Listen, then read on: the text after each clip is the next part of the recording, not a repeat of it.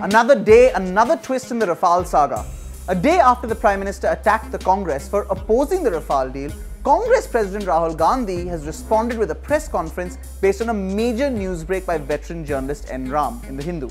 N. Ram was, of course, one of the journalists who broke the Boffer scam back in the day. His new article reveals that Defense Ministry officials had accused the Prime Minister's office of running parallel negotiations with the French government over the Rafale deal in a note dated 24th November 2015.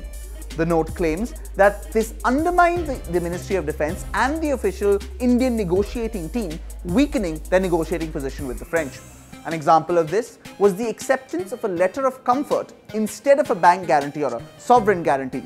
According to the note, the Defense Ministry and the negotiating team had been insisting on the guarantees, but were then informed in a letter from General Stephen Reb, the head of the French negotiating team, in October 2015, that a letter of comfort had been agreed as sufficient in a telephonic conversation between the PM's Joint Secretary, Jawed Ashraf, and Louis Vassy, diplomatic advisor to the French Defense Minister. In November last year, the Quint revealed that two major objections to the deal from members of the Indian negotiating team were only resolved on the basis that we would get a sovereign guarantee from France. At the time, it was understood that the decision to drop this requirement was taken in August 2016 by the Cabinet Committee on Security. But now, it looks like the decision had been made several months previously by the Prime Minister's office.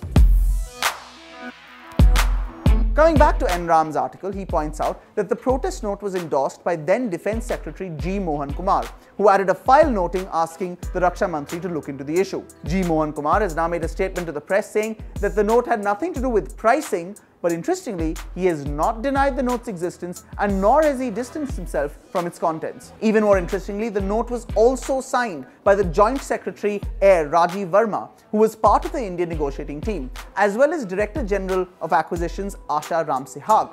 Now, Verma was one of 3 INT members who raised objections to the deal and was later sent on leave and transferred from the Defense Ministry.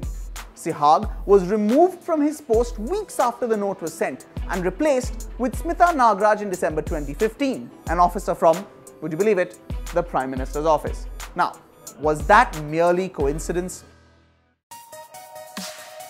Defense Minister Nirmala Sitharaman has issued a scathing response to the article accusing N. Ram of selectively quoting from the note. She sort of rightly points out that the Hindu article doesn't include then Defense Minister Manohar Parrikars' response to the note. Parrikars' response to the objections, however, is far from satisfactory. He says that the PMO and the French President's office were only monitoring the process and the progress of the negotiations.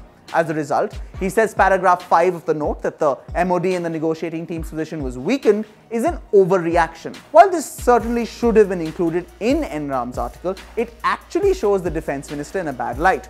The note in paragraph 4 clearly states that no MOD official had agreed to dropping the requirement for a sovereign guarantee or a bank guarantee, and they not even agreed to the decision to allow a foreign arbitral tribunal to adjudicate on the agreement. That they should be forced to accept contradictory positions because of back-channel discussions of the PMO with the French government is surely a serious issue, and for the Defense Minister to term this an overreaction seems very strange.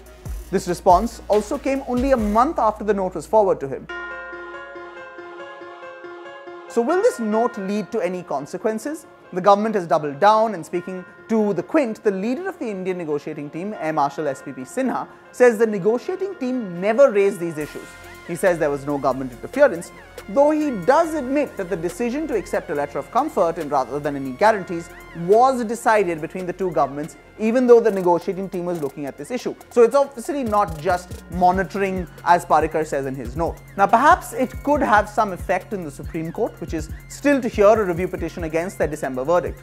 The Supreme Court judgment said that the Indian negotiating team negotiated the terms and conditions of the deal based on the government's affidavit and information in a sealed cover. Now, the affidavit made no mention whatsoever of PMO oversight or this high-level decision to accept a letter of comfort. The judges also disregarded the statements by former French President François Hollande to the media, where he said that the Indian government had changed the formula of the deal to involve Anil Ambani's reliance. The new revelations seem to support the view that the Prime Minister did at the very least change things up in the deal through discussions which were separate from the main negotiations. And his office was now obviously involved much earlier than they admitted in their statements to the Supreme Court. Prashant Bhushan has submitted this new information to the court, and we'll now just have to see if the judges consider it relevant to their decision.